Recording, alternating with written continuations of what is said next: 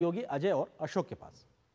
धन्यवाद आर्यन जी, इन तमाम बड़ी बातों के लिए हमारे दर्शकों तक बड़ी आसान शब्दों में बड़ी रोचक तरीके से आपने पहुंचाई। और हमारे साथ दोनों खास मेहमान लगातार बने हुए हैं। वैजयंत साहब जाने माने टैक्स एक्सपर्ट और आईसीआई के पूर्व अध्यक्ष रह चुके हैं, और सचिन चतुर्वेदी जी जो कि अर्थशास्त्री हैं जाने माने देश के। आप दोनों का एक बार फिर से स्वागत इस कार्यक्रम में। Sachin ji, ease of doing business, कौन से वो बड़े फैसले किए गए जिससे हम लगातार कह रहे थे कि ईज़ ऑफ डूइंग बिजनेस की ज़रूरत है, इंसेंटिवाइज करने की ज़रूरत है एम्प्लॉयमेंट जनरेशन को, और आपको लगता है कि कदम ताल मिला पाएगा जो इंडस्ट्री है अब सरकार के इस बड़े कैपेक्स के ऐलान के साथ में?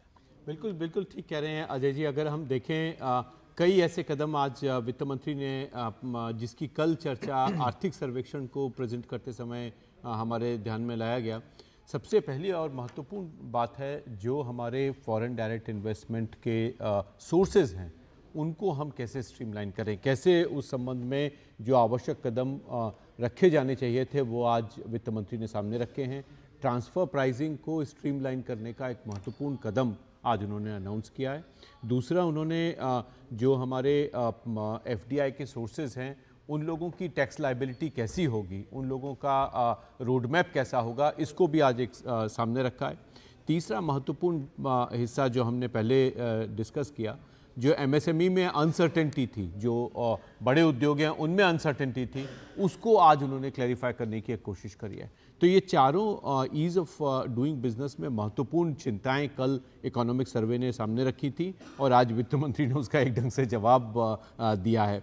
इसी के साथ में मुझे लगता है कि एक महत्वपूर्ण हिस्सा उन क्षेत्रों में है जहाँ पे कि बेसिक कस्टम्स ड्यूटी को कम किया गया है।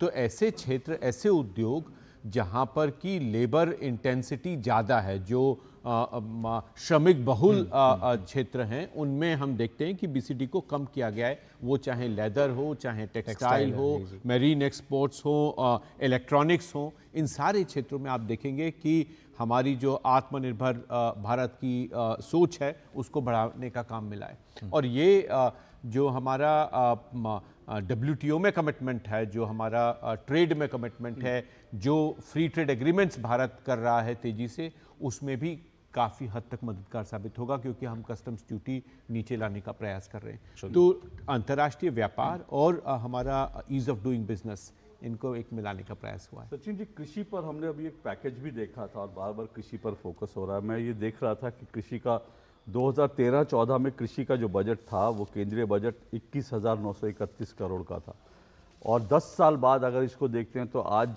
1,52,000 करोड़ का है। ये अपने आप में बहुत बड़ा जंप है। लेकिन कुल मिलाकर जिस तरह से अर्थव्यवस्था में कृषि को हम पिछड़ते हुए बार बार देखते हैं, क्योंकि कृषि का जो ग्रोथ रेट है उसको भी बढ़ाने की लगातार ज़रूरत है, किसानों की जो है स्थिति को ठीक करने की भी ज़रूरत है। उस हिसाब से ये बजट जो है, जो इसका जिस तरह से बजट का बंटवारा किया गया, क्या आपको लगता है ये सही दिशा में उठा कदम है? ये बिल्कुल सही दिशा में उठाया गया कदम है। प्रधानमंत्री स्वयं इस संबंध में काफ़ी चिंताएं सामने रख रहे हैं। अर्थशास्त्रियों से भी जब मिले तो उन्होंने इस विषय में अपना सोच सामने रखा, और हम लोगों की सोच को भी उन्होंने एक चर्चा में लिया। मुझे लगता है कि जिस ढंग से कैबिनेट का गठन हुआ चुनाव के तुरंत बाद और शिवराज सिंह चौहान जी को ला करके कृषि मंत्री बनाया गया, उनका एक अपना अनुभव मध्य प्रदेश में रहा है कृषि के क्षेत्र की सफलता को देखते हुए, जहां नेशनल एवरेज एग्रीकल्चर में 3 और 4% पे स्ट्रगल कर रहा है। मध्य प्रदेश एकमात्र ऐसा प्रदेश निकल के आया जिसने पंजाब और हरियाणा को भी पीछे छोड़ दिया, और कृषि के क्षेत्र में 7%, 8%, 14%, 19% तक की जंप उन लोगों ने लगाई है। तो ये एक महत्वपूर्ण कृषि के विकास का मॉडल हमारे सामने निकल करके आया है, और इस मॉडल को सामने रखने के 4 स्तंभ आज कृषि मंत्री ने सामने रखे। सबसे पहला उसका क्लाइमेट रेजिलियंस है, जो उन्होंने कहा कि भाई कहीं बारिश कहीं हो रही है, कहीं सूखा हो रहा है, बेमौसम बारिश हो रही है, बेमौसम पानी की कमी हो रही है। तो ये कैसे हम रेजिलियंस एग्रीकल्चर में लेके आएँ, उसकी पहली बात उन्होंने रखी। उसके लिए आवश्यक है कि कृषि में जो शोध किया जाए, चाहे वो रेजिलियंस है उसके लिए। तीसरा, उसमें वित्तीय संपोषण किया जाए, तो चाहे वो हम एसएचजी के माध्यम से करें, चाहे एफपीओ के माध्यम से करें। जो कोऑपरेटिव पॉलिसी है उसको भी इससे जोड़ने का उन्होंने आज प्रयास किया। और चौथा, मुझे लगता है जो एरियाज़ जहाँ पे हमारा इंपोर्ट डिपेंडेंस बड़ा है, चाहे वो पल्सेस हैं, ऑयल सीड्स हैं, उसके ऊपर उन्होंने सामने लाने की एक बात करी है। इस सबको ध्यान में रखते हुए हमारे कृषि में जहर का मिलना बहुत एक चिंता का विषय है।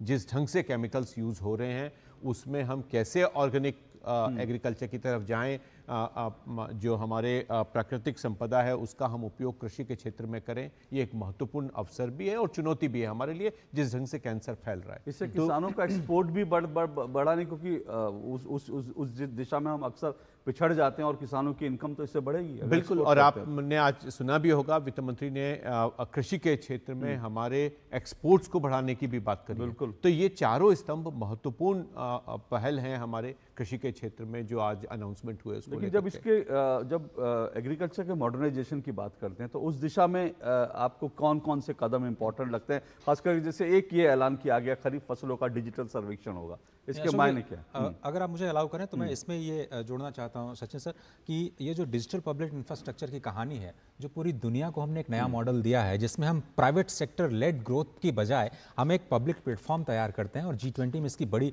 तारीफ की पूरी दुनिया ने कहा। अब हम कह रहे हैं कि हम डिजिटल पब्लिक इंफ्रास्ट्रक्चर का इस्तेमाल एग्रीकल्चर में करेंगे। कैसे करेंगे? फार्मर्स और उनके लैंड्स का डिजिटाइजेशन करेंगे, डिजिटल क्रॉप सर्वे करेंगे 400 डिस्ट्रिक्ट्स में, 600 डिस्ट्रिक्ट्स हमारे देश में है, जन समर्थ बेस्ड किसान क्रेडिट कार्ड इशू करेंगे, साथ ही साथ जो नेचुरल फार्मिंग है 1 करोड़ लोगों को, 1 करोड़ किसानों को उनके साथ जोड़ेंगे। ये सारी चीज़ें, और जो आपने कहा कि 109 हाई यील्डिंग और क्लाइमेट रेजिलिएंट वेराइटीज़ हैं उनका विकास करना, ये काफ़ी इंपॉर्टेंट है। और आगे जाते हुए जो सबसे बड़ी समस्या अशोक जी नज़र आती है, सीजनल वेरिएशंस जब आते हैं, जब भी बारिश होती है तो सब्जियों की सप्लाई में सबसे ज़्यादा प्रभाव पड़ता है। और जब आप फूड इन्फ्लेशन देखेंगे, और सचिन सर तो अभी जिक्र कर रहे थे मध्य प्रदेश का, और मध्य प्रदेश के नीति आयोग के उपाध्यक्ष भी रह चुके हैं, तो वहाँ पर जो एग्रीकल्चर की जो एक नया मॉडल है और बहुत ही ज़बरदस्त मॉडल है, उसमें जो सप्लाई चेन को लेकर के जो समस्याएं हैं उसको लेकर के ये वित्त मंत्री ने कहा है कि उसमें फार्मर प्रोड्यूसर ऑर्गेनाइजेशन को इन्वॉल्व किया जाएगा, कोऑपरेटिव्स को इन्वॉल्व किया जाएगा, और बहुत सारे स्टार्टअप्स आप देख रहे होंगे जो कि आगे बढ़ करके ये जो हमारे वेस्टेज होते हैं बहुत बड़ी संख्या में, अभी मुझे लगता है कि 95,000 करोड़ लास्ट मुझे याद आता है सर, जब ये वेस्टेज जो था, अभी क्या है वो शायद उस पर आंकड़ा नहीं, लेकिन कलेक्शन के लिए, स्टोरेज के लिए, मार्केटिंग के लिए कैसे हम फॉरवर्ड लिंकेज उत्पन्न कर पाएं, उसके लिए एफपीओज, कोऑपरेटिव्स और स्टार्टअप्स को इन्वॉल्व करना वो एक बहुत बड़ा कदम है। अगर ऐसा हो पाता है तो हम फूड इन्फ्लेशन की जो बड़ी समस्या है, खासतौर पर स्टेट्स के इन्फ्लेशन बास्केट में फूड इन्फ्लेशन एक बड़ा प्रायोरिटी रखता है, और इसलिए वहां पर इन्फ्लेशन में ज्यादा दिखाई देता है। इसमें जॉब क्रिएशन भी है, जॉब क्रिएशन है, बहुत जबरदस्त जॉब क्रिएशन है, और इसको पीछे नहीं छोड़ सकते क्योंकि 65% लोग अभी भी कृषि पर निर्भर हैं। ये सच्चाई है, और इसलिए इस सेक्टर को हम बिल्कुल अकेला नहीं छोड़ सकते। इसको रिफॉर्म करना और इंडस्ट्री और सर्विसेज के साथ जोड़ना ये प्राथमिकता है। और इस बजट सही में कह रहे हैं अजय जी। अगर आप देखें जो नेक्स्ट जनरेशन रिफॉर्म्स का जो 9th नंबर का पॉइंट है जो वित्त मंत्री ने रखा, उसमें एक महत्वपूर्ण विषय उन्होंने ये भी रखा कि जो राज्य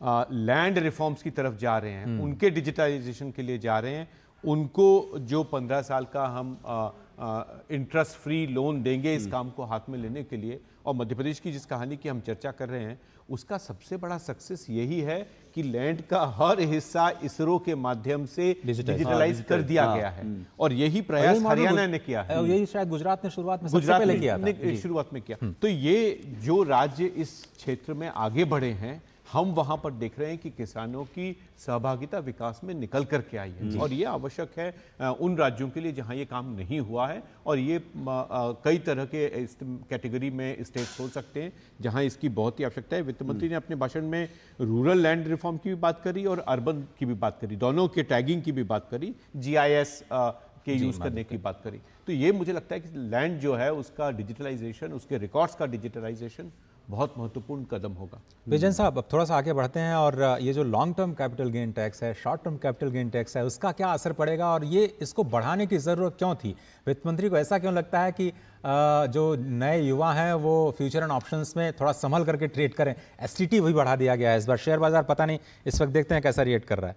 नहीं, देखिए क्या है कि अजय जी, ये फ्यूचर एंड ऑप्शन के बारे में हर रेगुलेटर को चिंता थी। रिजर्व बैंक ऑफ इंडिया के गवर्नर ने भी अपने इंटरव्यू में चिंता जाहिर करी, सेबी की चेयरपर्सन ने चिंता जाहिर करी, इकोनॉमिक सर्वे में भी चिंता जाहिर की। देखिए, कोई पैसा निवेश करे या निवेश में उससे देश को इंडस्ट्रियलाइजेशन होता बढ़ता है, लेकिन उसमें स्पेकुलेशन करें और गैम्बलिंग हो जाए तो वो देश के लिए एक रेगुलेटर के लिए चिंता हो जाती है। तो अब लगने लगा था मध्यम वर्ग के बहुत सारे लोग, बहुत सारा पैसा इस फ्यूचर एंड ऑप्शन में जा रहा था और जो बेसिकली स्पेकुलेशन था।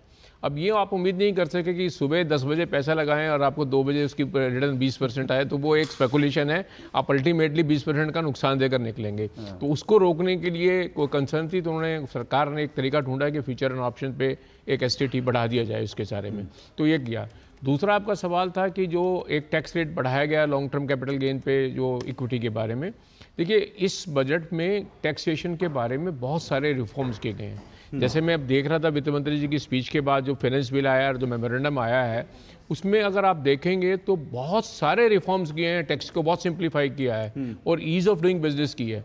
कैपिटल गेन के बारे में आप देखिए चर्चा चल रही थी, हमारा कम्प्लेक्स है, ये वर्किंग है। अब उन्होंने उसको सारे को स्ट्रीमलाइन कर दिया, टैक्स रेट को स्ट्रक्चर कर दिया, कुछ के घटा दिए, कुछ के कम कर दिए। तो अब उन्होंने एक रेट को फिक्स कर दिया है कि इसमें डिस्प्यूट को कम हो जाएंगे और वर्किंग कम हो जाएगी। एक तो उसको स्ट्रीमलाइन कर दिया है। साथ में जो महत्वपूर्ण चीज़ जो ईज ऑफ डूइंग बिजनेस एक और किया, एंजल टैक्स को अबॉलिश कर दिया है। एंजल टैक्स अपने आप में एक प्रॉब्लमेटिक एरिया था और उन्होंने कहा सभी के लिए, रेजिडेंट एंड नॉन रेजिडेंट दोनों के लिए नहीं लगेगा। अगर कंपनी में कोई शेयर कैपिटल आती है और उसका प्रीमियम कितना आता है, ये निवेशक और कंपनी के ऊपर डिपेंड करता है, उसके ऊपर टैक्स नहीं लगेगा उन्होंने कहा। एक इक्वलाइजेशन लेवी के बारे में भी था, उसको भी उन्होंने अबॉलिश किया, इक्वलाइजेशन लेवी के। ट्रांसफर प्राइसिंग के बारे में भी काफ़ी अमेंडमेंट की है। और सिंप्लीफिकेशन में जो वर्ल्ड के अंदर एक सिनेरियो था कि भारतवर्ष में टैक्स के डिस्प्यूट बहुत लंबे समय तक चल सकते हैं और इनकम टैक्स और डिपार्टमेंट केस को बहुत देर तक खोल सकता है, उस पीरियड को घटा के 10 साल से 5 साल कर दिया गया है। तो वो भी अपने आप में एक बहुत महत्वपूर्ण कदम है कि आपकी जो असेसमेंट की चैलेंजेस हैं वो 10 से 5 साल के अंदर, 5 साल के बाद नहीं खुल सकेंगे, वो भी आपने ईजी कर दिया है। एक उन्होंने विवाद से विश्वास 2024 स्कीम को फिर से लेकर आई हैं और उन्होंने कहा है कि जो लिटिगेशन है हम उसको एंड पुटअप करना चाहते हैं। आप टैक्स जमा कराइए, डिस्प्यूट खत्म कर दीजिए, हम आपका इंटरेस्ट और पेनल्टी खत्म कर देते हैं। तो हाँ, लिटिगेशन ऑन है जहाँ आपका डिस्प्यूट चल रहा है। तो ये अगर आप ओवरऑल बजट में देखें तो जैसे आप दिशा देते हैं कि कोशिश ये है कि जो मोदी जी का 3.0 गवर्नमेंट का पहला बजट है, लॉन्ग टर्म में 5 साल में उसको क्या दिशा देनी है, हम भारतवर्ष को कहाँ विकसित ले जा सकते हैं और विकसित देशों के साथ खड़े हो सकते हैं। और हमारा मॉडल उसी तरफ जाना है कि डिस्प्यूट को कम से कम किया जाए, टैक्स रेट को स्ट्रीमलाइन कर दिया जाए ताकि उसमें क्लैरिटी हो जाए, अनसर्टेनिटी नहीं रहे, कल वर्किंग आ जाए। और जो बाकी जो स्कीम थी जो रोजगार को पैदा करने के लिए थी, जो आप एग्रीकल्चर के बारे में बातें कर रहे हैं, एमएसएमई सेक्टर को, अब आप देखेंगे एमएसएमई सेक्टर को जो उन्होंने जो पुश दिया इस बजट के अंदर, वो अपने आप में बहुत रेवोल्यूशनरी रहेगा कि कितना होगा और उससे कितनी एम्प्लॉयमेंट जनरेट होगी। It's a win win situation for employment generation as well as जो एमएसएमई सेक्टर के लिए उनके लिए जनरेट करने की कोशिश है।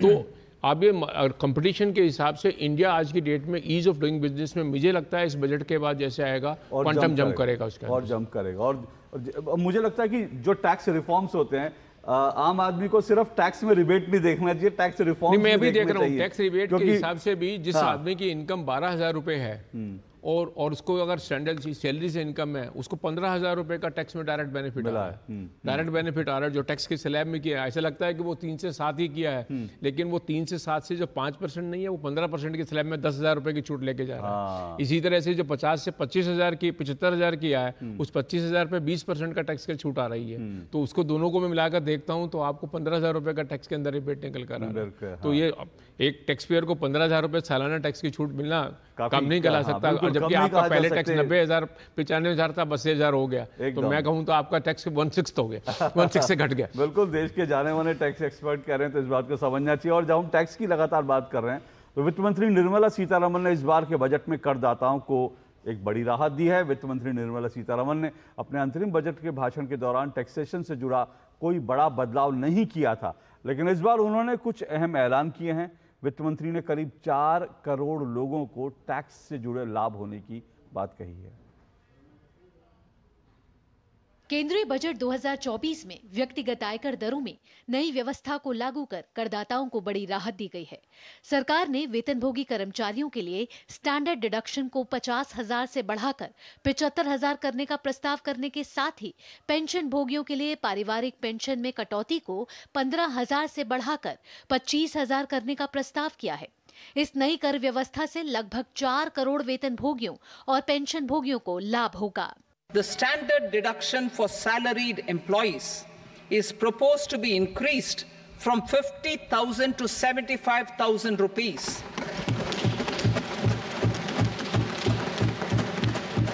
Similarly, deduction on family pension for pensioners is proposed to be enhanced from 15,000 to 25,000 rupees.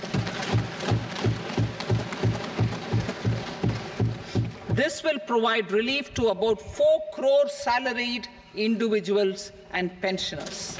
सरकार ने बजट में कर दर संरचना को संशोधित करते हुए 0 से 3 लाख रुपए सालाना आय पर 0 की व्यवस्था की है। वहीं 3 से 7 लाख रुपए पर 5%, 7 से 10 लाख रुपए पर 10%, 10 से 12 लाख रुपए पर 15%, 12 से 15 लाख रुपए पर 20% और 15 लाख रुपए से अधिक पर 30% कर की व्यवस्था की गई है। इन संशोधनों से वेतनभोगी कर्मचारियों को आयकर में 17,500 रुपए तक का लाभ होगा। A salaried employee in the new tax regime stands to save up to 17,500 rupees in income tax.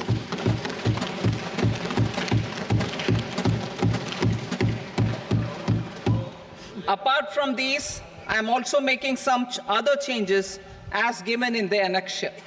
As a result of these proposals, revenue of about 37,000 crore, that is 29,000 crore in direct taxes and 8,000 crore in indirect taxes will be foregone, while revenue of about 30,000 crore rupees will be additionally mobilized. सरकार ने करों को सरल बनाने, करदाताओं की सेवाओं में सुधार कर निश्चिंतता प्रदान करने और मुकदमेबाजी कम करने के प्रयासों को जारी रखा है। आयकर विवादों के समाधान के लिए केंद्रीय वित्त मंत्री निर्मला सीतारमण ने विवाद से विश्वास योजना 2024 का प्रस्ताव किया। For resolution of certain income tax disputes pending in appeal, I am also proposing Vivad se Vishwas Scheme 2024. Further, I propose to increase monetary limits for filing appeals related to direct taxes, excise and service tax in the tax tribunals, high courts and Supreme Court to 60 lakh rupees, 2 crore rupees and 5 crore respectively, with a view to reduce litigation and provide certainty in international taxation. We will expand the scope of safe harbor rules and make them more attractive. We will also streamline the transfer pricing assessment procedure. सरकार ने पिछले 5 वर्षों के दौरान कराधान को सरल बनाने का प्रयास किया है। सरकार की नई व्यवस्था से बड़ी संख्या में करदाताओं को फायदा हुआ है। Bureau report, DT news. और आप देख रहे हैं हमारा खास कार्यक्रम बजट 2024। हम लगातार आपको बता रहे हैं कि कौन कौन सी वो हाइलाइट्स हैं जो आज के बजट में हमारे और आपके लिए आए हैं। तो आइए अब एक बार फिर से निगाह डालते हैं और आपको बताते हैं बजट 2024 की बड़ी बातें क्या कुछ निकल करके आई।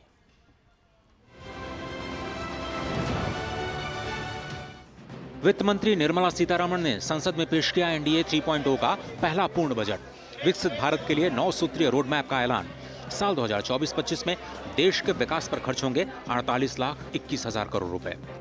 एनडीए 3.0 के पहले बजट का फोकस रोजगार सृजन, कौशल विकास, एमएसएमई सेक्टर और मध्यम वर्ग पर।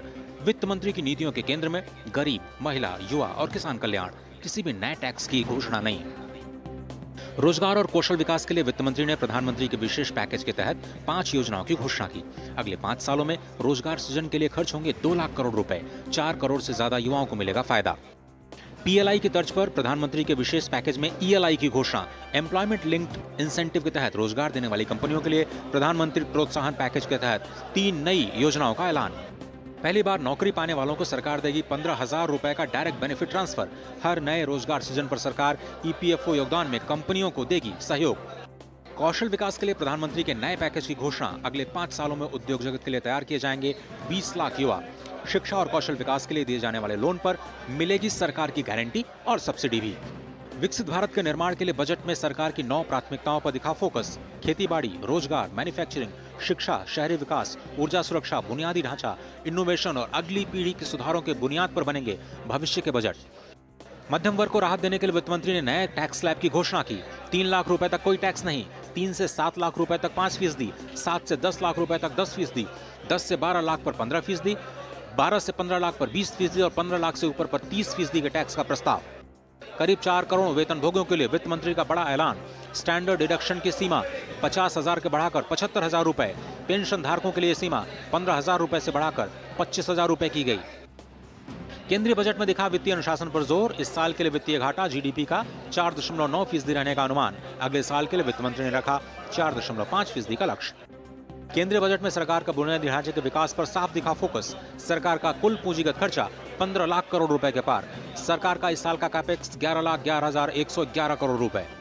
खेती बाड़ी और किसान कल्याण के कार्यक्रमों के लिए वित्त मंत्री ने 1,52,000 करोड़ रुपए का किया प्रावधान। सरकार कृषि क्षेत्र में डिजिटल पब्लिक इंफ्रास्ट्रक्चर का करेगी इस्तेमाल। 6 करोड़ किसानों की जमीन की बनेगी रजिस्ट्री। दलहन और तिलहन के उत्पादन में देश को आत्मनिर्भर बनाने की तैयारी। अगले 2 सालों में 1 करोड़ किसानों को प्राकृतिक खेती से जोड़ा जाएगा। सब्जियों के उत्पादन और सप्लाई चेन के लिए एफपीओज, सहकारी संस्थाओं और स्टार्टअप्स को दिया जाएगा बढ़ावा। रक्षा मंत्रालय के लिए 4.5 लाख करोड़, ग्रामीण विकास के लिए 2.65 लाख करोड़, गृह मंत्रालय के लिए 1.5 लाख करोड़, शिक्षा के लिए 1.25 लाख करोड़ और आईटी और दूरसंचार के लिए 1,16,000 करोड़ रुपए के बजट का प्रावधान। वित्त मंत्री ने बजट में पीएम शहरी विकास योजना 2.0 का किया ऐलान। गरीब और मध्यम वर्ग के लिए 1 करोड़ घर बनाने पर होगा 10 लाख करोड़ रुपए का खर्च। सरकार देगी ब्याज में राहत। बजट में देश के पूर्वी क्षेत्र के सर्वांगीण विकास के लिए पूर्वोदय योजना की घोषणा। बिहार, झारखंड, पश्चिम बंगाल, उड़ीसा और आंध्र प्रदेश के विकास पर दिखेगा खास फोकस। बिहार और आंध्र प्रदेश में बुनियादी ढांचे के विकास के लिए बजट में अलग से प्रावधान। बिहार में बुनियादी ढांचे के विकास के लिए 47,400 करोड़ रुपए का प्रावधान। आंध्र प्रदेश की नई राजधानी के लिए मिलेंगे 15,000 करोड़। बजट में महिला कल्याण पर भी दिखा बड़ा फोकस। देश के विकास में महिलाओं की भागीदारी बढ़ाने के लिए 3 लाख करोड़ रुपए किए जाएंगे खर्च। जनजाति कल्याण के लिए बजट में नई योजनाओं की घोषणा। प्रधानमंत्री जनजातीय उन्नत ग्राम अभियान के तहत देश के 63,000 गांवों में 5 करोड़ जनजातियों के लिए कल्याण की बनेगी नई योजना। एमएसएमई सेक्टर को बढ़ावा देने के लिए सरकार का बड़ा फोकस। छोटे उद्यमों को कर्ज में राहत देने के लिए नई योजनाओं का ऐलान। मुद्रा योजना में तरुण कैटेगरी में कर्ज की सीमा 10 लाख से बढ़ाकर 20 लाख की गई। देश में नवाचार और R&D को बढ़ावा देने के लिए 1 लाख करोड़ रुपए के नए फंड का किया जाएगा प्रावधान। अनुसंधान नेशनल रिसर्च फंड का होगा गठन। स्पेस सेक्टर के लिए 1,000 करोड़ रुपए के वेंचर कैपिटल फंड का प्रावधान। देश में मोबाइल फोन और इलेक्ट्रॉनिक्स होंगे सस्ते। Solar energy, marine products, leather और टेक्सटाइल पर वित्त मंत्री ने घटाई कस्टम ड्यूटी। कैंसर की 3 और दवाओं पर कस्टम ड्यूटी समाप्त की गई। वित्त मंत्री ने महिलाओं को दिया तोहफा। भारत में सोने और कीमती धातुओं की ज्वेलरी बनाना होगा आसान। सोने, चांदी और प्लेटिनम पर कस्टम ड्यूटी 9% तक घटाई गई। वित्त मंत्री ने स्टार्टअप्स को बढ़ावा देने के लिए किसी भी तरह के एंजल टैक्स को समाप्त करने का किया ऐलान। देश में निवेश को आकर्षित करने के लिए विदेशी कंपनियों पर कॉर्पोरेट टैक्स 40% से घटकर 35% किया गया। और शेयर बाजार में वायदा कारोबार में लगने वाले सिक्योरिटी ट्रांजैक्शन टैक्स में बढ़ोतरी का ऐलान। वित्त मंत्री ने long term capital gain tax को किया सरलीकरण। अब देश में लॉन्ग टर्म कैपिटल गेन 12.5% और short term capital gain tax 20% लगेगा।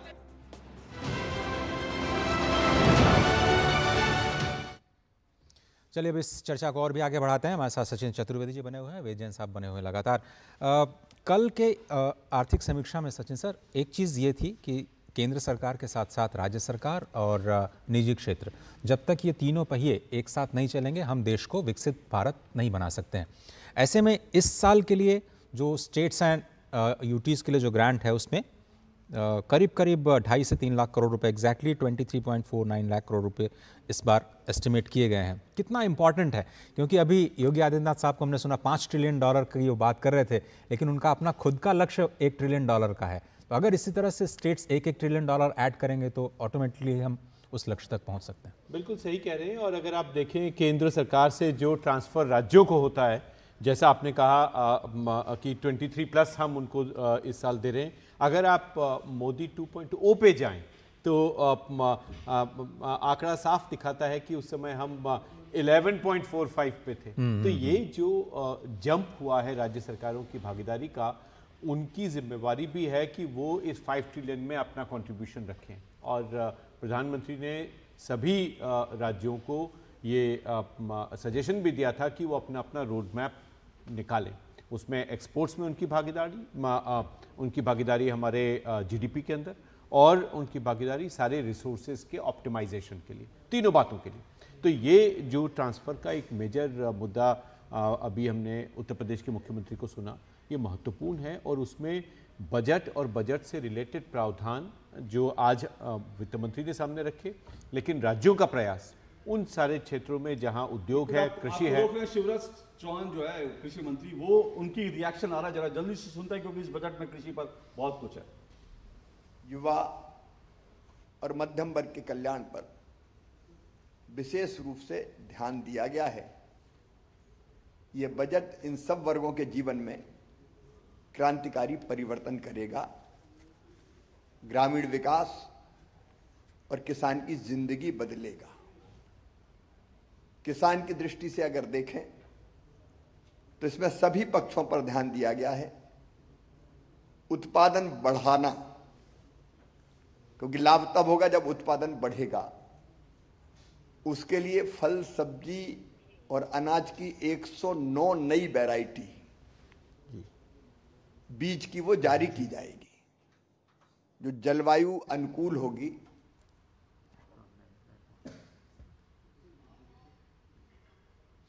और क्लाइमेट रेजिलिएंट जो फसल है उससे जिसकी बात हम लोग कर रहे थे, किसान कल्याण मंत्री उस बात को दोहराते हुए कि इस वक्त जो बजट पर फोकस है अशोक जी, वो कृषि और कृषि कल्याण पर मैं ये काफी सचिन जी आपसे जानना चाह रहा था, क्योंकि पहली बार केंद्र में आए हैं, इससे पहले मध्य प्रदेश के मुख्यमंत्री थे। पहला बजट उनके हिसाब से है, खुश होंगे आज बजट के प्रावधान से? मुझे लगता है कि दोनों मंत्रालय जो उनके पास हैं, कृषि और रूरल डेवलपमेंट, दोनों के लिए आज वित्त मंत्री ने बहुत बौछार करी है, बहुत सुझाव भी सामने रखे हैं, रोड मैप भी रखा है और रिसोर्सेज भी रखे हैं। तीनों चीजें हैं। और जो 5 साल का रोड मैप है उसमें भी कृषि और ग्रामीण विकास को के जो संबंध आपस में होने चाहिए उसको उन्होंने सामने रखा है। अगर न्यू जनरेशन रिफॉर्म्स की बात करें तो भी वित्त मंत्री ने बताया है कि किस ढंग से हम आगे जाने का सोच सकते हैं। तो कृषि मंत्री के सामने सारी जो समस्याएं हैं, जो सारे संसाधन हैं और जो विकास का रोड मैप प्रधानमंत्री बार बार जिसकी चर्चा करते रहे वो भी है। तो अब एक्शन। सचिन सर, लेकिन आपने उनके साथ कार्य भी किया है और इस वक्त अगर हम देखें तीनों ही सब्सिडीज़ पर निगाह डालें तो फूड, फर्टिलाइजर और पेट्रोलियम तीनों ही सब्सिडी में थोड़ी सी कटौती की गई है। तो ये जो सब्सिडी रेशनलाइजेशन है, क्या लगता है आपको, ये किस दिशा में जा रहा है और इसका संदेश क्या है? देखिए अजय जी, अगर आप शिवराज जी के पहले 10 दिन देखें केंद्रीय मंत्री के नाते, तो लगातार उन्होंने सबसे पहले महत्वपूर्ण बात कही कि जो वैज्ञानिक हैं वो खेतों में जाएं, वो यहाँ लैब में ही खाली ना बैठें। तो जो किसान समाज है उसका विश्वास अर्जित करना अत्यंत आवश्यक है।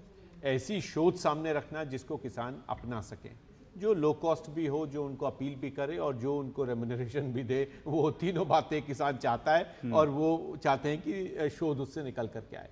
दूसरा महत्वपूर्ण, अगर आप मध्य प्रदेश का अनुभव देखें और जो वहाँ नीति आयोग में मुझे देखने को मिला, मध्य प्रदेश में सब्सिडीज का कोई बहुत लंबा डिपेंडेंस ऐसा नहीं है। लगातार भावांतर के माध्यम से उन्होंने संदेश दिया है कि किसानों को उनकी खपत का और हम लोग आपको इस वक्त सीधा चलते हैं, प्रधानमंत्री का रिएक्शन जो है बजट के ऊपर।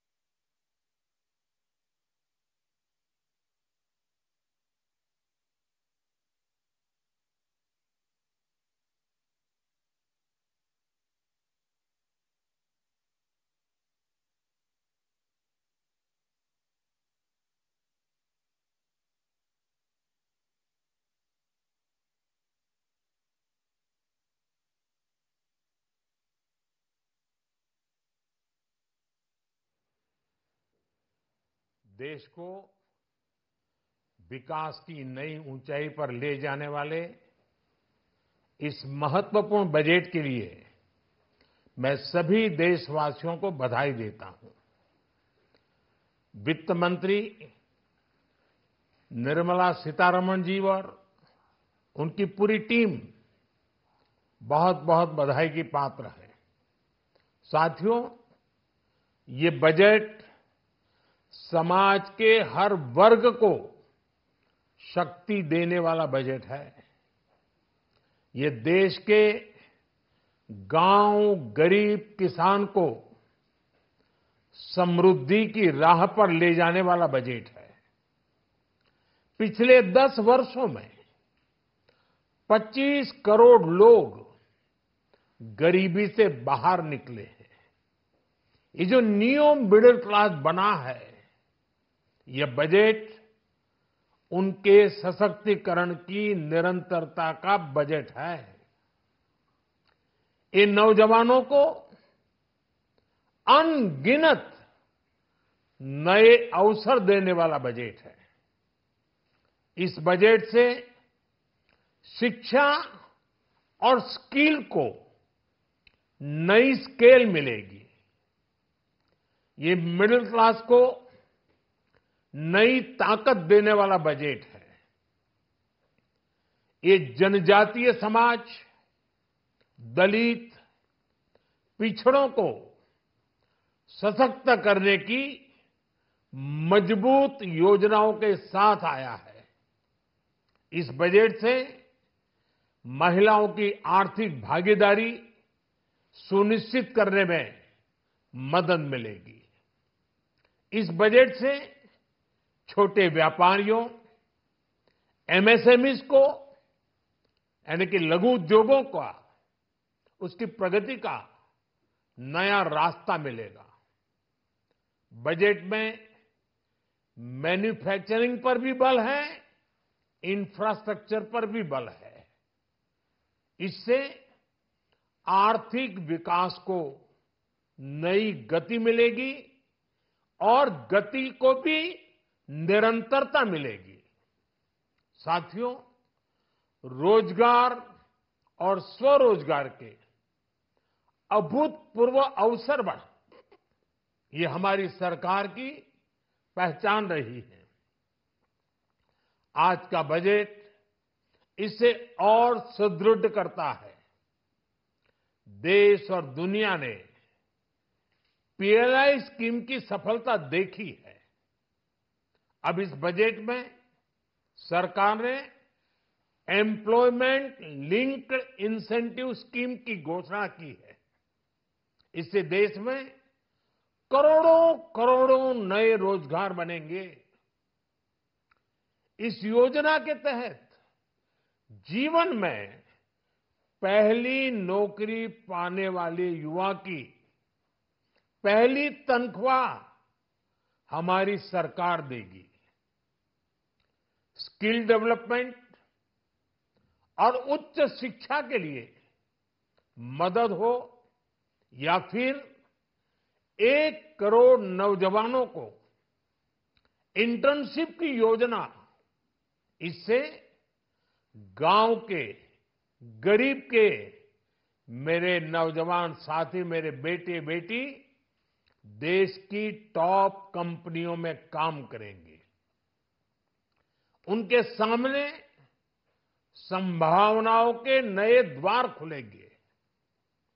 हमें हर शहर, हर गांव, हर घर एंटरप्रेन्योर्स बनाना है। इसी उद्देश्य से बिना गारंटी के मुद्रा लोन की लिमिट को 10 लाख से बढ़ाकर 20 लाख रुपए किया गया है। इससे छोटे कारोबारियों, विशेष रूप से महिलाओं, दलित, पिछड़े, आदिवासी परिवारों में स्वरोजगार को बल मिलेगा। साथियों, हम सब लोग मिलकर भारत को ग्लोबल मैन्युफैक्चरिंग हब बनाएंगे। देश का एमएसएमई सेक्टर मध्यम वर्ग से जुड़ा हुआ है। एक प्रकार से एमएसएमई सेक्टर की ओनरशिप मध्यम वर्ग ही है और इसी सेक्टर से गरीबों को ज्यादा से ज्यादा रोजगार भी मिलता है। छोटे उद्योगों की बड़ी ताकत, उस दिशा में हमारा अहम कदम है। इस बजट में एमएसएमईज के लिए ईज ऑफ क्रेडिट बढ़ाने वाली नई योजना का ऐलान किया गया है। मैन्युफैक्चरिंग और एक्सपोर्ट्स इकोसिस्टम को हर जिले तक ले जाने के लिए बजट में अहम घोषणा की गई है। ई कॉमर्स, एक्सपोर्ट हब्स और फूड क्वालिटी टेस्टिंग के लिए 100 यूनिट्स, ऐसे कदमों से वन डिस्ट्रिक्ट वन प्रोडक्ट अभियान को गति मिलेगी। साथियों, ये बजट हमारे स्टार्टअप्स के लिए, इनोवेशन इकोसिस्टम के लिए ढेर सारे नए अवसर लेकर आया है।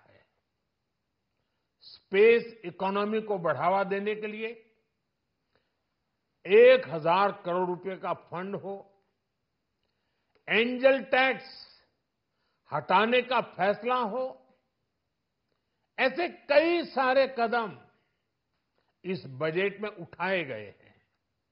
साथियों, रिकॉर्ड हाई कैपेक्स इकोनॉमी का एक ड्राइविंग फोर्स बनेगा। 12 नए इंडस्ट्रियल नोड्स, देश में नए सैटेलाइट टाउन्स का विकास और 14 बड़े शहरों के लिए ट्रांजिट प्लान, इससे देश में नए इकोनॉमिक हब विकसित होंगे और बहुत बड़ी संख्या में नए रोजगार बनेंगे। साथियों, आज डिफेंस एक्सपोर्ट्स रिकॉर्ड स्तर पर है। इस बजट में डिफेंस सेक्टर को आत्मनिर्भर बनाने के लिए अनेक प्रावधान किए गए हैं। आज पूरी दुनिया में भारत के प्रति आकर्षण बढ़ा है और भारत में टूरिज्म के क्षेत्र में नई संभावनाएं बनी हैं। टूरिज्म क्षेत्र गरीब और मध्यम वर्ग के लिए कई अवसर लेके आता है। इस बजट में टूरिज्म क्षेत्र पर भी विशेष बल दिया गया है। साथियों, एनडीए सरकार ने पिछले 10 साल में ये सुनिश्चित किया है कि गरीब और मध्यम वर्ग को लगातार टैक्स से राहत मिलती रहे। इस बजट में भी इनकम टैक्स में कटौती और स्टैंडर्ड डिडक्शन में भी वृद्धि का फैसला लिया गया है। टीडीएस के नियमों को भी सरल किया गया है। इन कदमों से हर टैक्स पेयर को अतिरिक्त बचत होने वाली है। साथियों, देश के विकास के लिए भारत के पूर्वी क्षेत्र का संपूर्ण विकास पूर्वोदय के विजन द्वारा हमारे इस अभियान को नई गति, नई ऊर्जा मिलेगी। हम पूर्वी भारत में कई महत्वपूर्ण इंफ्रास्ट्रक्चर जैसे हाईवेज, वाटर प्रोजेक्ट्स और पावर प्रोजेक्ट्स का निर्माण कर विकास को नई गति देंगे। साथियों, इस बजट का एक बहुत बड़ा फोकस देश के किसान है। अन्न भंडारण के लिए दुनिया की सबसे बड़ी स्कीम के बाद अब हम वेजिटेबल प्रोडक्शन क्लस्टर्स बनाने जा रहे हैं। इससे एक और छोटे किसानों को फल, सब्जियों, अन्य उपज के लिए नए बाजार मिलेंगे, बेहतर दाम मिलेंगे, तो दूसरी ओर हमारे मध्यम वर्ग के लिए फल, सब्जियों की उपलब्धता बढ़ेगी और परिवार के लिए पोषण भी सुनिश्चित होगा। कृषि क्षेत्र में भारत का आत्मनिर्भर बनना समय की मांग है। इसलिए दलहन तिलहन की पैदावार बढ़ाने के लिए किसानों को मदद की घोषणा की गई है। साथियों, देश में गरीबी समाप्त हो, गरीब का सशक्तिकरण हो, इस दिशा में भी आज के बजट में प्रमुख घोषणाएं की गई है। गरीबों के लिए 3 करोड़ नए घर बनाना तय हुआ है।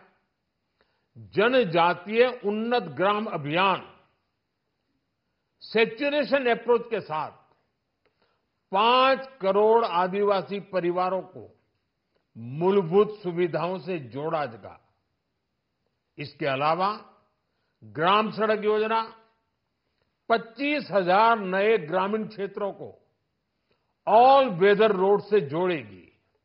इसका लाभ देश के सभी राज्यों के दूर दराज गांवों को मिलेगा। साथियों, आज का बजट नए अवसर, नई ऊर्जा लेकर आया है। ये ढेर सारे नए रोजगार, स्वरोजगार के अवसर लेकर आया है। ये बेटर ग्रोथ और ब्राइट फ्यूचर लेकर आया है। आज का बजट भारत को दुनिया की तीसरी सबसे बड़ी आर्थिक ताकत बनाने के उस पूरी प्रक्रिया में कैटलिस्ट का काम करेगा।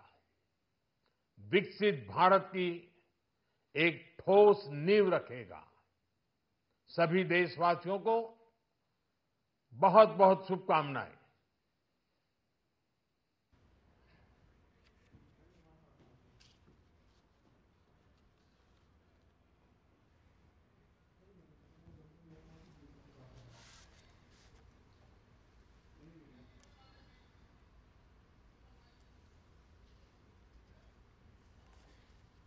तो आप देख रहे थे प्रधानमंत्री के का ये संबोधन। बजट के बाद पहली प्रक्रिया डीडी नेटवर्क के माध्यम से संपूर्ण देश और दुनिया तक पहुंची।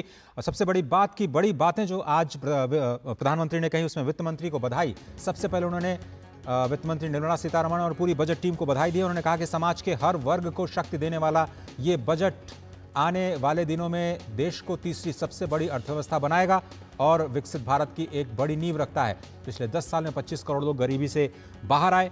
ये आंकड़ा बार बार प्रधानमंत्री कोट करते हैं। और युवाओं को अवसर देने वाला बजट, युवाओं को अनगिनत अवसर देने वाला ये बजट, शिक्षा स्किल्स को स्केल देने वाला बजट, साथ ही साथ मध्यम वर्ग को नई ताकत देने वाला बजट, जनजातीय वर्ग और कमजोर वर्ग को मजबूती देने का ये बजट जो है वो मील का पत्थर साबित होगा जब 5 करोड़ आदिवासियों को मूलभूत सुविधाएं पहुंचाई जाएंगी।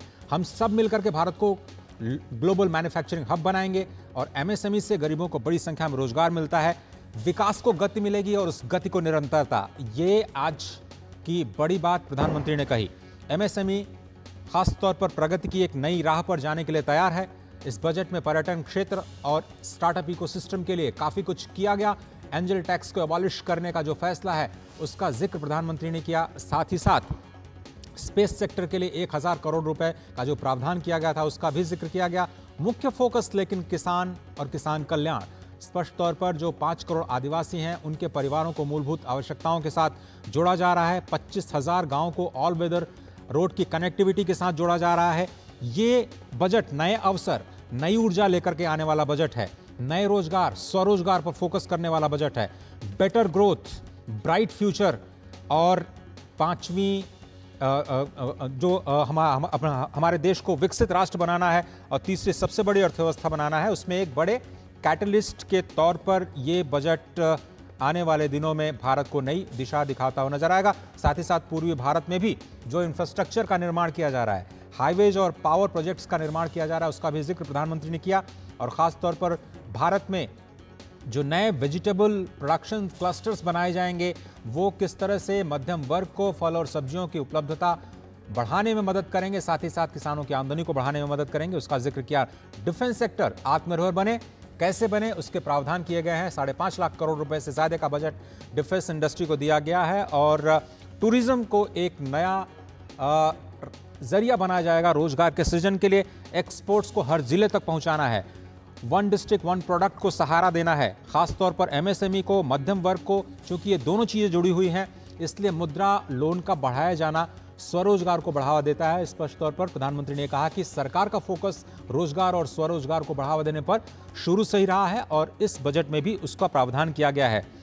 ग्लोबल मैन्युफैक्चरिंग हब के बनाने के साथ साथ हर घर एंटरप्रेन्योर, इसके लिए सरकार ने जो मुद्रा लोन की जो सीमा है उसको डबल कर दिया है। तरुण कैटेगरी के तहत 10 लाख से बढ़ा करके 20 लाख रुपए करने का जो प्रावधान किया गया है, उससे काफी बल मिलेगा। स्वरोजगार पर, मैन्युफैक्चरिंग पर बल है, इंफ्रास्ट्रक्चर पर बल है। एमएसएमई की प्रगति की नई राह इस बजट में दिखाई देती है। महिलाओं की भागीदारी, जनजातीय सम्मान को जो प्राथमिकता दी गई है, स्पष्ट तौर पर प्रधानमंत्री ने आज वित्त मंत्री को बधाई दी और इस समावेशी बजट के लिए देश और दुनिया को भी बधाई संप्रेषित की। अशोक जी। हाँ, बिल्कुल। उन्होंने कहा बेटर ग्रोथ ब्राइट फ्यूचर। प्रधानमंत्री नरेंद्र मोदी का जो आज बजट को लेकर जो प्रतिक्रिया थी, प्रधानमंत्री ने कहा कि एमएसएमई से गरीबों को मदद मिलेगी। यह बजट स्टार्टअप के लिए ढेरों अवसर लेकर आया है। स्टार्टअप के लिए प्रधानमंत्री ने कहा इस बजट में पर्यटन क्षेत्र पर भी विशेष ध्यान दिया गया। प्रधानमंत्री की ये प्रतिक्रिया रही। उन्होंने भारत के पूर्वोदय के विजन से पूर्वी क्षेत्र के विकास की बात कही है और साथ साथ ये भी कहा कि इस बजट का मुख्य फोकस किसान हैं। ये जाहिर तौर पर किसानों को लेकर बड़ी बात। इस बजट में 5 करोड़ आदिवासी परिवारों को मूलभूत आवश्यकताओं से जोड़ा जा रहा है। ये भी प्रधानमंत्री नरेंद्र मोदी ने कहा। प्रधानमंत्री की बड़ी बात है बजट की। उन्होंने वित्त मंत्री निर्मला सीतारमण और उनकी पूरी टीम को बधाई दी और कहा कि विकास की नई ऊंचाई पर ले जाने वाला बजट है। ये बजट सभी वर्गों के लिए है। पिछले 10 सालों में 25 करोड़ लोग गरीबी से बाहर आए हैं। उन्होंने गरीबी का जिक्र करते हुए कहा और साथ साथ ये भी कहा कि अब जो है ये युवाओं को अवसर देने वाला बजट है और हम सब मिलकर देश को ग्लोबल मैन्युफैक्चरिंग हब बनाएंगे। ये मध्यम वर्गीय परिवारों को भी नई ताकत देगा और जो प्रधानमंत्री ने कहा जो 25 करोड़ लोग गरीबी से बाहर आए हैं पिछले 10 साल में, वो न्यू जो मिडिल क्लास है उसको ये बल देगा। राजीव चंद्रशेखर केंद्रीय मंत्री, उनका क्या रिएक्शन है, सुन लेते हैं। They will see Prime Minister Narendra Modi ji's call and a new national purpose to all Indians that we have to together, sabka saath, build this Viksit Bharat. And this first budget of his third term, in my opinion, is a very strong forward step in continuation to the last 10 years of hard work towards our goal of Viksit Bharat, where every Indian can be free from poverty, every Indian can have opportunity, and every part of India can see the fruits of development and progress. Lastly, sir, पूर्व केंद्रीय मंत्री ये Rajiv Chandrashekhar reaction दे रहे थे budget पर। बिल्कुल सही कहा आपने। और आईटी और खासतौर पर जो आईटी रिलेटेड सर्विसेज हैं उनको 1,16,000 करोड़ रुपए का प्रावधान किया गया है आईटी और टेलीकॉम के लिए। ये काफ़ी इंपॉर्टेंट होने जा रहा है आने वाले समय के लिए। डॉक्टर चरण सिंह इस वक्त हमारे साथ जुड़ रहे हैं, ईग्रो फाउंडेशन के सीईओ हैं और मशहूर अर्थशास्त्री जिनकी लगातार बजट और आर्थिक विषयों पर निगाह रहती है। बहुत बहुत धन्यवाद चरण सिंह जी वक्त निकालने के लिए, स्टूडियो में आने के लिए। कौन सी बड़ी बातें आपको लगता है कि बजट की हमें तीसरी सबसे बड़ी इकॉनमी की ओर ले जाने वाली हैं, जिसका जिक्र अभी अभी प्रधानमंत्री ने किया? सबसे बड़ी बात है कि देश की गति अर्थव्यवस्था इतनी अच्छी है और कल के इकोनॉमिक सर्वे का विश्लेषण साफ बता रहा था कि हम लोग कैसे पॉइज्ड हैं फॉर बेटर ग्रोथ। 8.2% तो हमने अचीव कर ही लिया था, 7% इस साल मल्टीलैटरल एजेंसीज कह रही हैं। तो इस बैकग्राउंड के साथ अगर देखा जाए तो ये बजट बहुत अहम रहता है। इस बजट में इलेक्शन के बाद पहला बजट है। इलेक्शन में एक बहुत बड़ा मुद्दा एक एम्प्लॉयमेंट था, तो मेरा पहले ही विश्वास था कि एम्प्लॉयमेंट पे जोर दिया जाएगा और मैं बहुत ही प्रसन्न हूँ ये बजट देख के कि सरकार ने एम्प्लॉयमेंट में बहुत ज़्यादा जोर दिया है, क्योंकि हम लोग एक यंग डेमोग्राफिक कंट्री हैं, युवा पॉपुलेशन हमारे देश में बहुत ज़्यादा है। उस पर इतना ज़्यादा अहम जोर दिया है और अगले 5 साल तक जैसे स्ट्रैटेजी बताई है, वो मुझे लगता है सबसे बढ़िया पहलू वो है। अब एम्प्लॉयमेंट कहाँ से जनरेट होगा और एम्प्लॉयमेंट क्यों ज़रूरी है इकोनॉमिक ग्रोथ के लिए? लेबर फोर्स और एम्प्लॉयमेंट एक बहुत बड़ा रिसोर्स होता है, कैपिटल दूसरा होता है। कैपिटल पे भी उन्होंने कहा कि हम लोग फाइनेंशियल सेक्टर के लिए एक विजनरी डॉक्यूमेंट प्लान कर रहे हैं, तो एम्प्लॉयमेंट जहाँ पे लेबर का यूज़ हो जाएगा और कैपिटल के लिए एक विजनरी डॉक्यूमेंट बनेगा। इसके अलावा प्रधानमंत्री जी और पिछले कुछ वर्षों से हम लोग मेक इन इंडिया की बात कर रहे हैं और 100 ईयर्स 2047 की बात कर रहे हैं, उसमें एमएसएमई का बहुत बड़ा रोल है, जहां पर किसान एक बहुत इम्पॉर्टेंट थिंग है। उसके बारे में प्रधानमंत्री जी ने भी कहा और बजट स्पीच में भी काफ़ी जोर दिया गया। उसी तरीके एमएसएमई फ्यूचरिस्टिक है, तो किसान को तो राहत, एग्रीकल्चर को राहत वो सब मिल रहा है, पर आगे युवा को कैसे हमने इंगेज करना है, उसमें एमएसएमई का रोल बहुत अहम है। एमएसएमई के ऊपर पूरा विश्लेषण अगर किया जाए तो बजट ने काफ़ी कुछ अनाउंसमेंट्स की हैं एमएसएमई के ऊपर। मुद्रा लोन की जो बात कही, जैसे आपने कहा घर घर एक एंटरप्रेन्योरशिप, मुद्रा लोन का जो डबल करना है वो बहुत ही लाभदायक है, उससे एंटरप्रेन्योरशिप पे काफ़ी फ़र्क पड़ेगा। इसके अलावा सिडबी का हर इंडस्ट्रियल क्लस्टर में ऑफिस खोल देना, वो भी एक बहुत बड़ी बात है। तो मेरी राय में एम्प्लॉयमेंट पे जोर और एमएसएमई पे जोर ये बहुत अहम है। और किसान, क्योंकि हम एग्रीकल्चर प्रोडक्शन पे हमें आत्मनिर्भर होना है खाद्य पदार्थों पर, तो किसान पे तो जोर है ही है। और सबसे ज़्यादा एम्प्लॉयमेंट क्योंकि एग्रीकल्चर सेक्टर प्रोवाइड कर रहा है और किसान हमारे देश की बैकबोन है, उस पर तो है ही है। चरण सिंह जी, क्योंकि प्रधानमंत्री ने कहा कि विकास की ऊंचाई पर ले जाने वाला बजट है और जब विकास की बात करते हैं और भारत को तीसरी सबसे बड़ी अर्थव्यवस्था की हम बात करते हैं, हम ये कहते हैं कि तो उसमें एक गरीब जो नीचे है सबसे समाज के तबके, उनको उठाना बड़ा ज़रूरी है। प्रधानमंत्री बार बार जिक्र करते हैं 10 साल में। अभी मैं आता हूँ सवाल पर, चिराग पासवान जो है केंद्रीय मंत्री, उनका रिएक्शन सुन लेते हैं। बिहार के लिए बहुत कुछ है बजट में, तो उसमें वो क्या कहते हैं जरा सुनते हैं चिराग पासवान को। मुमकिन के करीब हो गया था।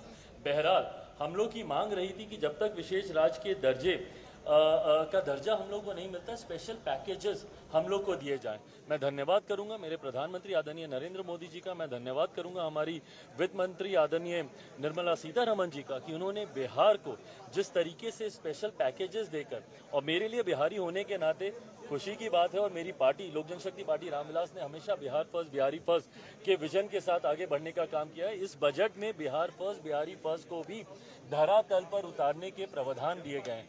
जहां एक तरफ इंफ्रास्ट्रक्चर इसमें मजबूती देने का काम किया गया है, वहां पे ब्रिजेस बना के, वहां पे क्या कहते हैं मेडिकल कॉलेजेस की बात हो, वहाँ पे एयरपोर्ट्स की बात हो, तो जहाँ एक तरफ बिहार के इंफ्रास्ट्रक्चर को मजबूत किया गया है, वहीं वहाँ की अर्थव्यवस्था को मजबूत देने के लिए वहाँ पे अलग अलग राज्यों में गया हो, राजगीर हो, अलग अलग राज्यों में जिस तरीके से टूरिज्म को भी वहाँ पे बढ़ावा देने के लिए प्रावधान किए गए हैं, जिस तरीके से बाढ़ की एक बहुत बड़ी समस्या जिससे हम लोग हमेशा दशकों से हम लोग परेशान रहे हैं, उसके भी समाधान का जिक्र इस बजट में किया गया है। तो मैं मानता हूं बिहारियों के लिए ये बहुत खुशी की बात है और पूरी बिहार की जनता प्रधानमंत्री जी का धन्यवाद करेगी। बट ओवरऑल भी अगर बड़ी बात मुझे लगता है कि बिहार के लिए जितने प्रावधान किए गए हैं सभी पर इनकी निगाहें थी, एक एक चीज़ का इन्होंने जिक्र किया। और जिस तरह से उन्होंने कहा एक एक जगह का नाम ले रहे हैं, चाहे वो नालंदा के साथ में जो नया कॉरिडोर है उसको बनाया जाना हो, राजगीर को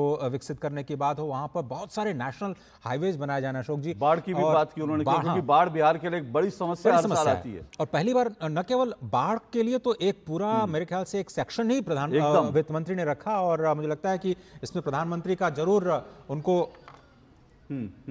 बिल्कुल बिल्कुल। तो बाढ़ को लेकर के एक पूरा का पूरा एक इसमें विशेष रूप से उसमें असम को मदद करने की बात कही गई है, बिहार को मदद करने की बात कही गई है, उत्तराखंड में भी जो त्रासदी आई, हिमाचल प्रदेश में जो त्रासदी आई, तो जो जहां भी डिजास्टर्स हुए हैं उनको कैसे मदद किया जाए केंद्र की तरफ से स्पेशल पैकेज के तौर पर, उसकी उन्होंने बात की। लेकिन 47,000 करोड़ रुपए जो आज बिहार के इंफ्रास्ट्रक्चर पर जो बहुत पहले हो जाना चाहिए था, क्योंकि बिहार को हमेशा बीमारू राज्य में पहला राज्य बी के तौर पर जो बिहार को, और कहा जाता है कि हर जगह बिहारियों को पलायन करके जाना पड़ता है मजदूरी के लिए, और किस तरह का उनके साथ व्यवहार होता है। ऐसे में जो बिहार की स्थानीय सरकारें अभी तक ऐसा क्यों नहीं सोच पाई, और क्यों नहीं केंद्र को इस बात के लिए मना पाई कि जब तक आप बिहार का विकास नहीं करेंगे तब तक आप देश के सर्वांगीण विकास में अहम भूमिका नहीं निभा सकते। मुझे लगता है कि ये बहुत ही बड़ा मील का पत्थर साबित होगा ये जो बजट है बिहार के विकास के लिए, और इससे जो वहां पर समावेशी विकास होगा उससे पूरे देश का विकास होने वाला है।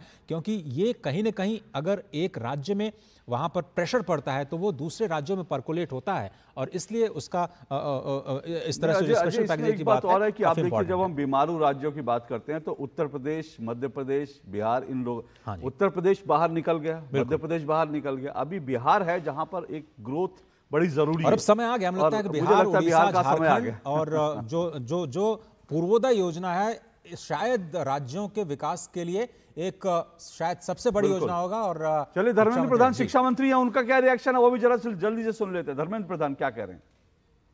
में और सहूलियत आए उसके लिए अनेक योजनाएं हैं, और देश की कोई भी देश की अर्थनीति की मजबूत स्तंभ उस देश की एमएसएमई होता है। इस बजट में ये चारों सेक्टर के लिए एम्प्लॉयमेंट, स्किलिंग, एमएसएमई और मिडिल क्लास, ये 4 फोकस एरिया है। इस बजट में पहली बार 11.11 लाख करोड़ रुपया की कैपिटल स्पेंडिंग हुई है। इस बजट में रोजगार, शिक्षा, स्किलिंग के लिए 1,48,000 करोड़ रुपया की वित्तीय प्रबंधन किया गया है। इस बजट में अनेक दिनों से जो हम लोग पूर्व भारत से आते हैं उन लोगों की एक अपेक्षा रहती है, हमारी मेहनत से देश की अर्थनीति चलती है, कब हमारे गांव में देश की अन्य हिस्साओं की, अन्य इलाका की तुलना में हमारे भी विकास होगा। इस बार पूर्वोदय की कल्पना को बजट में स्थान देके माननीय प्रधानमंत्री जी की जो आश्वासन था, जो दायित्व था पूर्वी भारत के प्रति, उन्होंने पिछले 10 साल से अनेकों कदम उठाए हैं, लेकिन इस बार बजट में पूर्वोदय एक कल्पना देके उसको एक मजबूत कदम उसके ओर बढ़ाया गया है।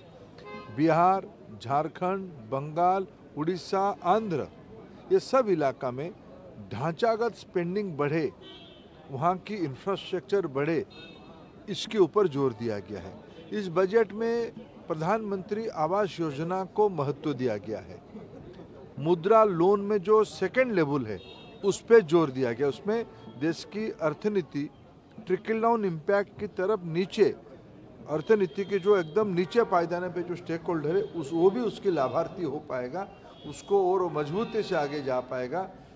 अनेक टैक्स की सहूलियत दी गई है। ये सारे को मैं तुलना करूं, इस बजट देश में नया रोजगार सृजन करेगा। Next generation skilling, upskilling, reskilling की कल्पना इस बजट में की गई है। 1000।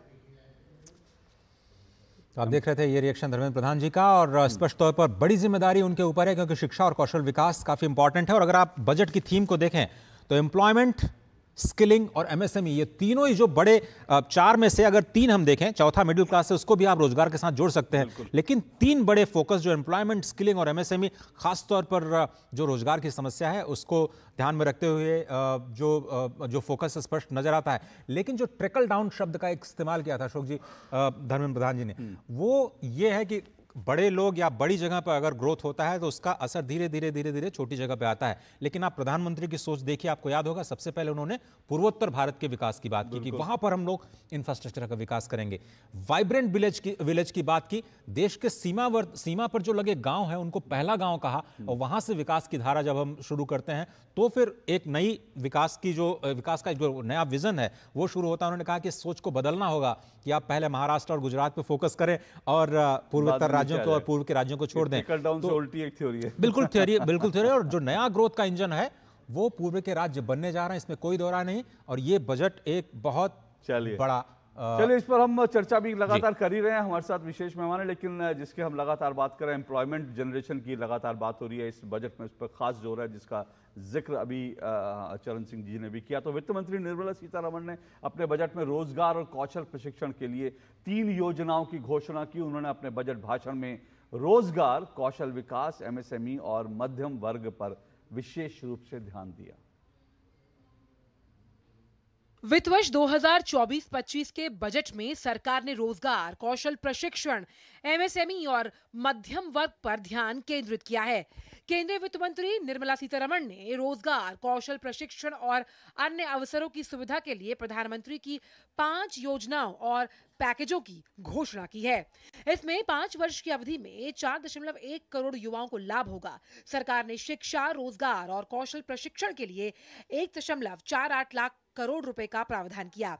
सरकार प्रधानमंत्री पैकेज के हिस्से के रूप में रोजगार संबंधित प्रोत्साहन के लिए 3 योजनाओं को लागू करेगी। ये ईपीएफओ में नामांकन के साथ साथ पहली बार रोजगार पाने वालों की पहचान करने और कर्मचारियों और नियोक्ताओं को सहायता प्रदान करने पर आधारित होंगे। First timers. This scheme will provide 1 month wage to all persons newly entering the workforce in all formal sectors.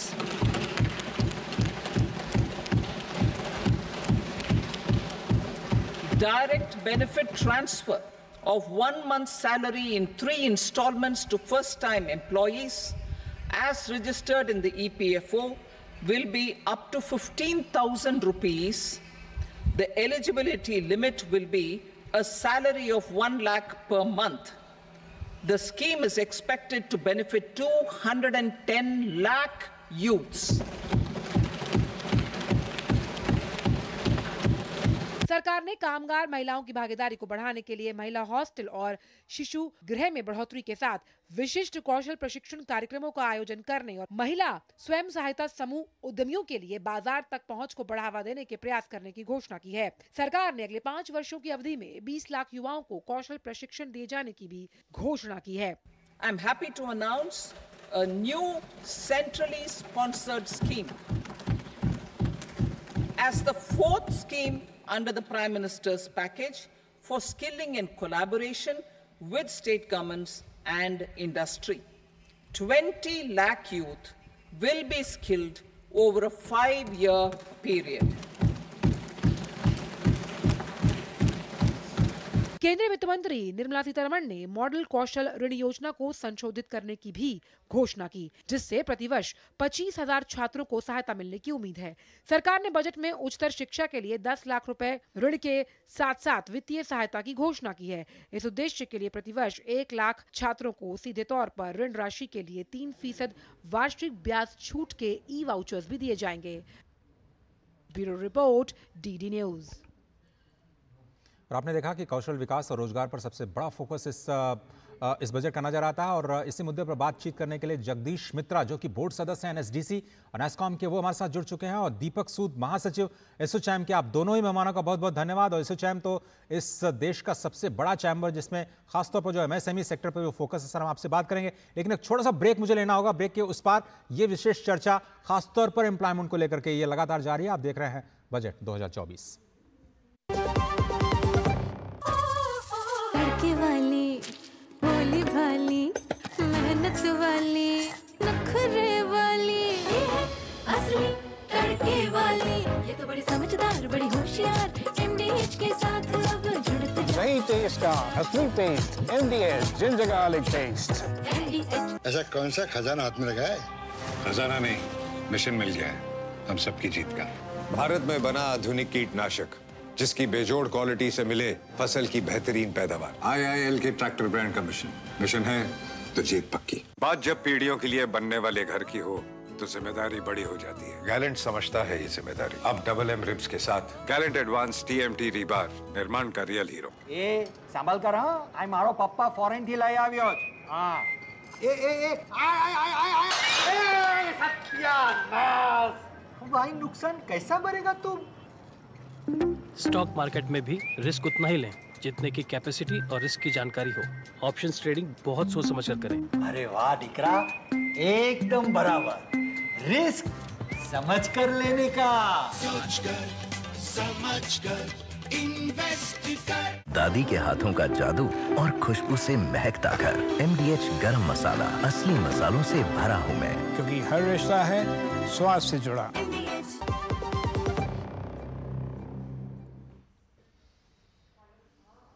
स्वागत है आप सभी का। आप देख रहे हैं हमारा खास कार्यक्रम बजट 2024। हम लगातार बजट को आपके लिए सिंप्लीफाई करने की कोशिश कर रहे हैं। दीपक सूद साहब, बहुत धन्यवाद। पहला सवाल आपसे और पहला इंडस्ट्री रिएक्शन हमारे इस वक्त चैनल पर आपके जरिए हम तक पहुंच रहा है। क्या कुछ कहेंगे, खासतौर पर एमएसएमई सेक्टर, सबसे ज्यादा मेंबर्स तो आप ही के पास हैं। धन्यवाद, thank you for inviting me here. I think इस बजट में जो एक लॉन्ग टर्म प्लानिंग के साथ जो प्राइम मिनिस्टर ने आज से 10 साल पहले मुहिम शुरू किया था, तो it is a continuity of that entire process that started. तो एक तो सबसे अच्छी चीज़ ये लगी कि there is a continuity in whatever has been done in the past. This budget talks about MSMEs, talks about women, talks about Garib, talks about the youth, the farmer, and therefore it is a equitable, inclusive budget, which is, to my mind, a bold budget as well. It takes the tougher path, and obviously that means a lot of implementation has to be done very granularly. It has to be dealt with, but there are no easy and there are no free lunches. So therefore, I personally feel that all aspects the way it has been done, जिस तरीके से आपने सभी पहलुओं को touch किया है, inclusively हर चीज को बनाया गया है और सिंप्लीफिकेशन एंड फॉर्मलाइजेशन की बातचीत की है, it is a very positive step. And I think going forward जो विकसित भारत का एक कंट्री का टारगेट है for 2047, this is work in progress. Deepak ji, लेकिन आपको लगता है कि इंडस्ट्री के लिए क्या मैसेज है वित्त मंत्री का?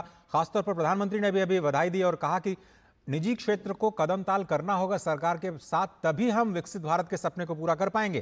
किस तरह से इंडस्ट्री लेगी इन फैसलों को? So very clearly if you look at it कि जो अपॉर्चुनिटी है, ऑब्वियसली सिर्फ पब्लिक स्पेंडिंग नहीं होती, इंडस्ट्रियल स्पेंडिंग है and industries where the jobs are. तो क्लियरली जो प्राइम मिनिस्टर बोल रहे हैं, it's a partnership of all stakeholders that one can talk about, and industry is going to take this very positively. Investments have to come by large and small, but सबसे important है कि tier 2, tier 3, tier 1 suppliers जो हैं वो medium and small scale industry में आते हैं। तो इन सब लोगों की जो technology upgradation है, financial matters है, simplification of procedures है, formalization है इन लोगों का, is very very crucial for the country to go forward as an industrial center. Deepak ji, बहुत बहुत धन्यवाद। हमें पता है कि आपके पास वक्त की कमी है, बहुत सारे एंगेजमेंट्स हैं। बहुत शुक्रिया, आपने वक्त निकाला और क्विक रिएक्शन आपने बजट पे दिया और हमारे